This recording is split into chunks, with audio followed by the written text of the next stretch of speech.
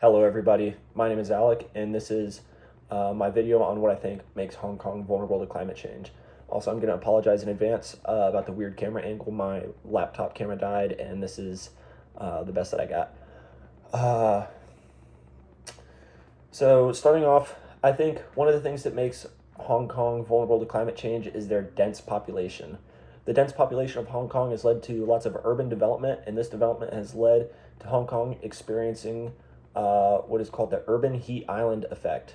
A urban heat island, or UHI for short, is when the temperature in a city is significantly higher than the rural areas surrounding it.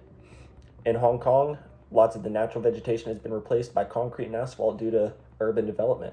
Materials like concrete and asphalt retain a lot more heat than the natural vegetation, and this causes a UHI effect. It makes the city of Hong Kong a lot hotter than the surrounding rural areas around it where there is still lots of natural vegetation.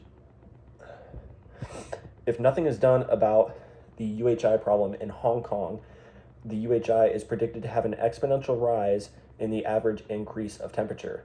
So from 1994 to 2023, Hong Kong did a study and tracked that the UHI increased by 0.3 degrees Celsius per decade, and that number is expected to increase to 1.3 to 3.6 degrees Celsius per decade. So it's a pretty big jump in numbers, and that's going to cause a lot of effects on lots of different things. One of the things that it really affects is the temperatures, but along with the temperatures, you got to stay cool.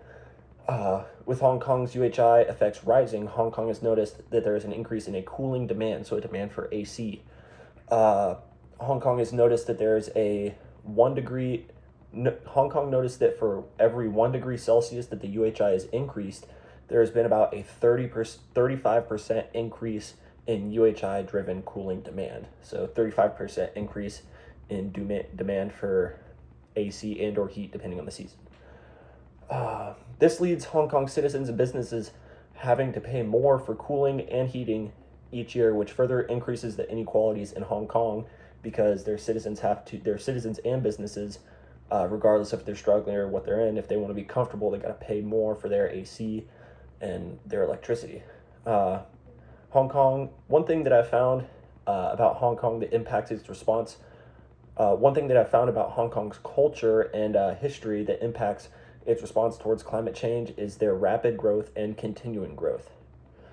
Back in the 1900s, Hong Kong experienced a rapid growth in population, and even though their population growth has slowed, it is still growing nonetheless. This growing population has led Hong Kong to having to find innovative ways to respond to climate change, and a lot of these ways end up falling on their citizens because they're the ones being directly affected by it.